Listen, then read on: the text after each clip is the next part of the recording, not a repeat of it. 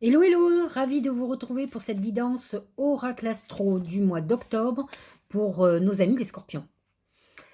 Alors, ce mois d'octobre, c'est quand même pour une partie euh, le début de la saison du scorpion. Donc à partir du 23 octobre, le soleil passe en scorpion et nous démarrons la saison. Alors, nous avons dès à présent déjà Vénus qui est en Scorpion, en tout cas jusqu'au 7 octobre, et ensuite il va passer en Sagittaire. Donc nous avions déjà un avant-goût. Mais nous avons le Soleil qui va rejoindre le Scorpion, et Mars le 31 octobre aussi. Donc on aura un amas planétaire dans le signe du Scorpion. Cet amas de planètes du Scorpion va nous inviter à euh, prendre ces énergies du Scorpion qui sont des énergies de renouvellement, de purification quelque part et de transformation. Une transformation toujours pour le meilleur. Le Scorpion est un signe d'eau euh, dans l'hypersensibilité, mais qui est beaucoup plus dur que les autres signes d'eau, qui a ce côté persévérant, qui, quand il veut quelque chose, il va jusqu'au bout. Donc c'est vrai que vous, les scorpions et ascendants scorpions, vont être favorisés par rapport à ça et vous allez être finalement en accord avec vous-même. Alors, Vénus va passer en Sagittaire, elle va se positionner dans votre maison 2, qui est une maison d'argent, et qui va vous aider peut-être à faire des investissements, à, à être, comment dire, euh, euh, concentré sur vos finances, sur vos investissements, et peut-être même particulièrement des investissements hors de France. Peut-être pourriez-vous acheter quelque chose qui ne soit pas en France. Pluton, lui, qui dirige le Scorpion, est positionné dans votre maison 3, qui est un signe ami, et il est bien sûr dans le Capricorne, donc il est en harmonie avec le Scorpion, hein, il est dans le signe de l'amitié, de la communication, de tout ce qui est commerce, etc. Donc ça, le Scorpion est très fort pour ça. Et l'amas de planètes en Verseau est positionné dans votre maison 4, qui lui, par contre, le Verseau est en désharmonie avec le Scorpion, et il va toucher tout ce qui concerne votre foyer. Il peut y avoir des tracas, des soucis, des choses qui vous perturbent au niveau familial. Donc ça, c'est de toute façon toute l'année, mais euh, il faut que je vous en parle de toute façon. Le poisson est positionné dans votre maison 5, Neptune est dans votre maison 5, la maison des amours et des enfants. Il peut y avoir des inquiétudes par rapport aux enfants au niveau médical. Et vous pouvez aussi avoir quelque chose de sentimental. Alors, à la fois quelque chose de très romantique ou par contre une trahison ou quelque chose d'illusoire. Donc, attention quand même. Ça touche surtout le dernier décan des scorpions, hein, puisqu'il est à positionner 21-22 degrés. Voilà. Les planètes qui sont encore en balance sont positionnées dans votre maison 12. La maison 12, c'est la maison du confinement, vous voyez, de la période de bilan. Donc en fait, tant qu'on n'atteint pas, tant que le soleil passe pas en scorpion, c'est la phase de renouveau, de renaissance. Effectivement, vous êtes dans une phase plutôt de réflexion, d'introspection. C'est ce que va générer la balance. Elle va vous pousser à voir si vous êtes tout à fait en harmonie dans votre vie, si vous êtes équilibré. Elle va mettre le doigt sur tout ce qui ne va pas et tout ce qui est en désharmonie. Voilà. Alors, nous allons attaquer les oracles pour les scorpions. Et on va parler de suite avec l'oracle symbolique du mar de café de la tendance générale du mois d'octobre pour les scorpions. C'est très intéressant. C'est la main de Fatma. La main de Fatma, c'est un talisman de protection. Quel que soit l'événement qui vous arrive, la main de Fatma vous dit que vous en sortirez vainqueur. Elle vous protège contre les dérives. C'est-à-dire que vous pouvez avoir un événement négatif, mais elle vous protège de quelque chose de dramatique. Elle vous amène même la victoire. Donc, que ce soit une problématique sentimentale, par exemple une rupture amoureuse, une trahison, dites-vous que de toute façon, peut-être que vous avez vécu ça, c'est un mal pour un bien. En tout cas, il faut en sortir le positif. Elle vous amène la réalisation de ce que vous voulez, mais elle est surtout protectrice contre l'adversité et les événements dramatiques. Si vous venez de perdre votre boulot, par exemple, elle vous aidera à retrouver un nouveau job, à ne pas rester dans une situation qui pour vous est très compliquée. Alors, au niveau financier et professionnel, c'est le singe. Le singe, c'est le voleur. Donc, j'ai envie de vous dire, et heureusement, il y a la Mène Fatma qui est comme un garde-fou. Soyez très vigilants à vos investissements. C'est ce que je vous disais tout à l'heure. Avec Vénus dans votre maison 2, vous pouvez être amené à vouloir faire un investissement sur Internet, à l'étranger, etc. Mais attention à ne pas vous tromper, à ne pas aller vers quelque chose qui peut vous perdre de l'argent. Et le singe, c'est le boursicotage aussi, c'est le jeu. Donc faites très attention à ce que vous allez faire. En tout cas, si vous ne perdez pas d'argent, vous allez avoir la chance que la main de Fatma va vous amener une protection et qui fait que vous allez rentrer dans votre argent. Mais soyez très vigilants, le singe annonce de l'usurpation, de la perte. J'ai envie de vous dire le boursicotage ou quelqu'un qui va vous manipuler au niveau professionnel et financier. Heureusement, vous avez cette protection de la main de Fatma qui minimise déjà les effets négatifs. Voilà pour tout ce qui est professionnel et financier. Au niveau sentimental, c'est l'enfant. J'ai envie de vous dire que l'enfant, c'est un peu votre enfant intérieur. Alors, ça peut être deux choses, amoureusement. C'est, de toute façon, quand on est amoureux, on a l'impression d'avoir 15 ans. Hein. Donc, vous allez être dans une époque où vous pouvez être complètement vous émerveiller sur l'amour. Il faut savoir que Vénus, quand même, est en Scorpion au moins jusqu'au 7 octobre. Donc, vous êtes dans une période où l'amour est très importante.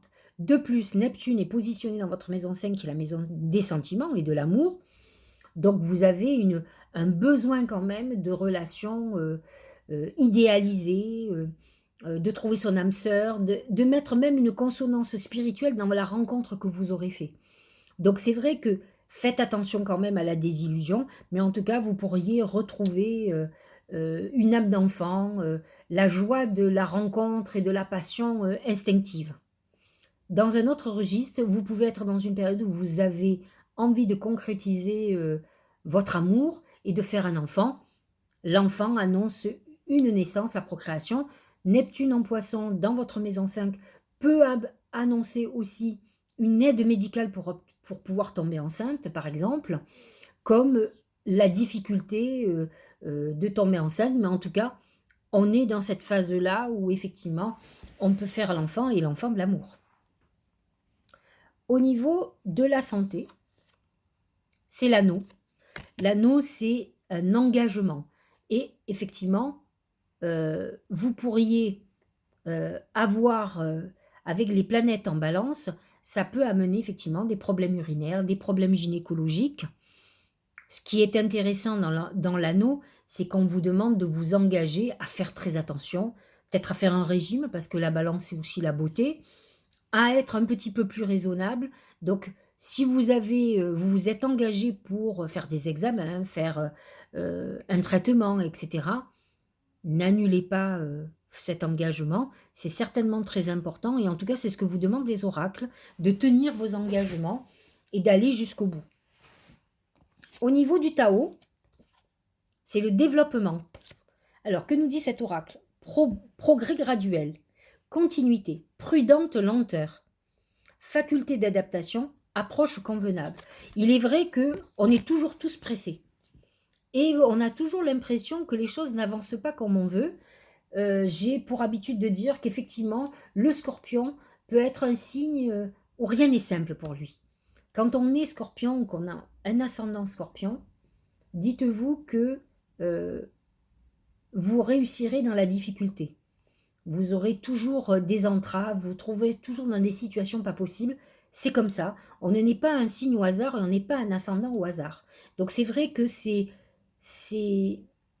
il y a des gens qui ont des vues beaucoup plus dures que d'autres. Alors, l'avantage qu'ont les scorpions, c'est qu'ils ont des épreuves à la hauteur de ce qu'ils peuvent supporter parce qu'ils sont coriaces. D'abord, ils ont cette notion de souffrance, sadomaso d'ailleurs, et ils supportent la douleur, qu'elle soit mentale ou physique, Et surtout, ils savent renaître de leurs cendres. Donc, ils savent plonger jusqu'au profond d'eux-mêmes et renaître de leurs cendres. N'oubliez pas que à partir du moment où le soleil va rentrer dans votre signe, vous rentrez dans un nouveau cycle de 12 mois, hein, en tout cas, 12 mois de l'année, que le soleil va continuer sa course, mais que vous rentrez, c'est une renaissance, c'est le moment où vous allez naître. C'est bien pour ça que c'est votre période d'anniversaire.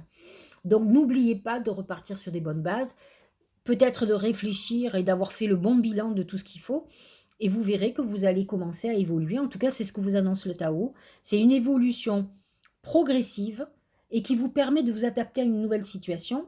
C'est une période où vous avez une transformation de vous-même et effectivement, qui dit transformation et nouveauté, vous demande une adaptation nouvelle au nouveau moi que vous êtes, ou en tout cas à la nouvelle personnalité que vous avez décidé d'avoir. En tout cas, qui doit être complètement en accord avec vous-même et avec vos valeurs pour que vous ne soyez pas déstabilisé et perturbé. La deuxième carte d'intuition, c'est l'égarement. Ne cherchez pas de réponse avec votre mental, seule l'intuition et le ressenti peuvent vous guider. Alors, il est bien évident que le scorpion est hyper intuitif. Je pense que de tous les signes d'eau, il est le plus visionnaire. Le seul problème, c'est qu'il est autodestructeur. Donc quand il est dans ces périodes de crise, eh bien entendu, il n'y a pas d'intuition qui tienne. D'abord, il va avoir la vie sombre, il aura des idées noires, il sera pessimiste, il va manquer de confiance en lui ou en elle, et donc il n'arrivera plus à avoir son radar, parce que ce sont des familiers, les scorpions. Vous savez, quand un scorpion vous rencontre, vous ne le savez pas, mais vous passez au scanner. Et il sait intuitivement où sont vos points faibles. Parce que symboliquement, le scorpion a besoin de connaître son adversaire. Je ne dis pas que tous les scorpions sont comme ça, mais la grande majorité, quand il doit être en affaire avec vous, alors si en plus c'est dans votre domaine amoureux, parce qu'ils sont hyper suspicieux, mais bon, à la limite, pourquoi pas. Bon, ils sont à la limite de la parano. Hein. Ils ont besoin de ça. Par contre, dès qu'ils sont perturbés par des sentiments, par tout ça, ils ne voient plus rien et ils vont être très pessimistes et c'est là qu'ils s'égarent. Alors que s'ils suivaient leur intuition et ce qu'ils ont ressenti au premier, mais toujours, j'ai souvent vu des scorpions, et j'en connais pas mal, qui ont des bonnes idées, vous avez beau leur expliquer, vous êtes bien, c'est bon, vous avez trouvé votre voie, vous pouvez dire qu'ils vont se laisser perturber par le moindre truc. Ils vous rappellent, vous dites, mais pourquoi vous changez d'orientation? Vous l'avez senti, pourquoi aujourd'hui vous remettez ça en question? Donc, c'est cet égarement qu'il ne faut pas avoir. Quand vous n'avez pas besoin, comme vous le répète tous les jours, quand vous avez senti un truc, eh ben, vous devez jamais revenir dessus. Vous l'avez senti au fond de vous. Donc c'est ça. Ça ne change pas au bout d'un jour ou de 6 mois ou de... Voilà, il faut se mettre sur un chemin et s'y tenir. Et pas vous laisser perturber par vos idées sombres, par vos démons. Alors ça, par contre, ils en ont des démons. Allez, l'oracle d'Anna Costanza, l'oracle maestro, c'est le cercueil.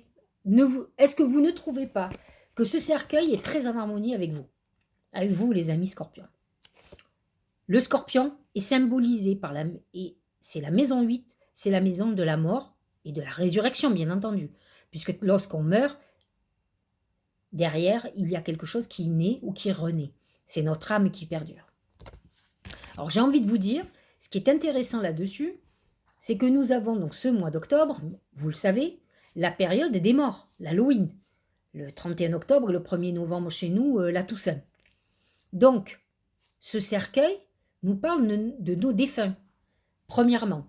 Donc, ça va être une période importante. Le 31 octobre, Mars rentre dans le signe du Scorpion.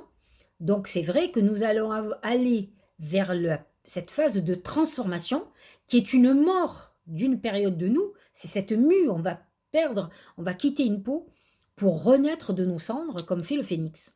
Donc ça, c'est très important. Ça, c'est le premier truc. Et à cette période-là particulièrement, il y a un voile très invisible qui est très, très fragile, très, très fin entre notre monde terrestre et le monde de l'invisible avec les morts.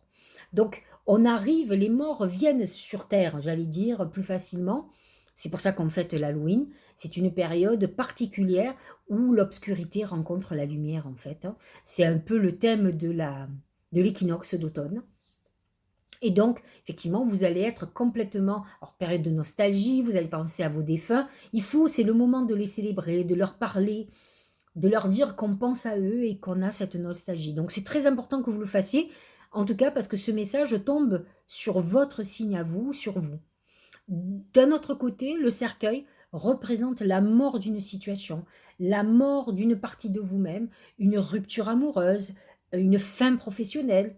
À vous de faire le deuil d'une situation, essayez de passer à autre chose et de ne pas ruminer un passé qui n'est plus. Donc c'est un peu ce que vous dit cet oracle, il vous dit de clôturer le passé, de laisser les fantômes où ils sont. Je parle pas de vos morts, puisque là il va falloir plutôt les célébrer, je parle plutôt d'un fantôme d'une histoire amoureuse, par exemple. Et là on est dans une phase de réminiscence où tout ce qui est mort va revenir. Et c'est peut-être le moment de l'enterrer une bonne fois pour toutes, en tout cas le cercueil c'est symbole d'enterrement, où on doit enterrer certaines choses. J'ose espérer que ce cercueil n'est pas aussi prémonitoire d'un deuil pour certains scorpions et ascendants scorpions. C'est marrant que je fasse ça aujourd'hui, c'est le 1er octobre et c'est le jour du décès de mon père. Donc pour moi ça a de l'importance, d'autant plus qu'il était scorpion, ascendant scorpion. Donc je ne sais pas si je dois le prendre aussi comme pour un message pour moi, mais en tout cas c'est assez, je sais pas amusant, mais j'aurais dit, on a l'impression que c'est un clin d'œil. Voilà. Nous arrivons au bout. Que nous disent les oracles, message de l'âme? Écoutez les arbres. Assieds-toi contre un arbre, prends-le dans tes bras, écoute ses murmures, écoute la sagesse qu'il a à te transmettre, ressens en toi sa force et sa puissance qui te rappellera la tienne. C'est intéressant, en fait c'est un appel où on vous dit de vous rapprocher de la nature. Quand je vois les arbres, je pense beaucoup au taureau, qui est votre signe complémentaire à vous les scorpions, et qui naturellement va aller dans la nature. Le scorpion, il a tendance à s'enfermer. Et là, aujourd'hui, ce message vous dit que vous avez une force en vous. Et ça, c'est vrai. Je crois que le scorpion est le signe le plus important de résilience.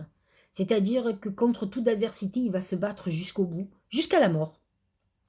Et là, aujourd'hui, on vous demande d'être conscient de cette puissance que vous avez, parce qu'il y a un côté chez vous un peu Calimero qui oublie. Et le seul moyen qu'on vous dise pour retrouver, pour sentir cette puissance en vous, c'est de vous rapprocher de la terre et donc de vous connecter à la nature, qui est, dites-vous qu'un signe comme le taureau, qui est votre signe opposé, mais c'est votre signe complémentaire, il va vous amener la vie. Le taureau, c'est la nature, c'est la vie. C'est l'arbre qui a ses feuilles, etc. Et le scorpion, c'est la mort, c'est l'arbre nu, l'arbre de l'hiver. Vous comprenez? Donc on vous dit, pour que tu sentes ce que tu es, va vers la vie, va toucher la nature, va toucher les arbres qui sont feuillus, ne va pas près de la mort, qui elle est sans vie. Il faut que vous sentiez en vous ce feu, cette force que vous avez, puissante, qui va vous faire sortir de toutes les situations. C'est une force que vous ne sentez plus lorsque vous avez lâché prise et que vous tombez au plus profond de vous-même. Et là, aujourd'hui, on vous demande d'aller plus haut. N'oubliez pas que c'est votre période et que c'est une année de renaissance. Donc la mort, c'est tant que le soleil est en balance, vous êtes dans cette phase de lâcher prise et de mort, de deuil. À vous d'écouter la puissance que vous avez pour aller avec votre soleil. Et le soleil, c'est la lumière et c'est la vie. Donc à vous de repartir avec des objectifs nouveaux, avec de l'optimisme. Laissez de côté le côté pessimiste et le noir, le sombre de l'hiver et de la mort qui fait partie de vous. Mais il faut que, si vous célébrez la mort, c'est pour célébrer vos défunts et utiliser votre intuition pour vous connecter. Et non pas pour aller à la fin du mois, Mars va rentrer dans votre signe.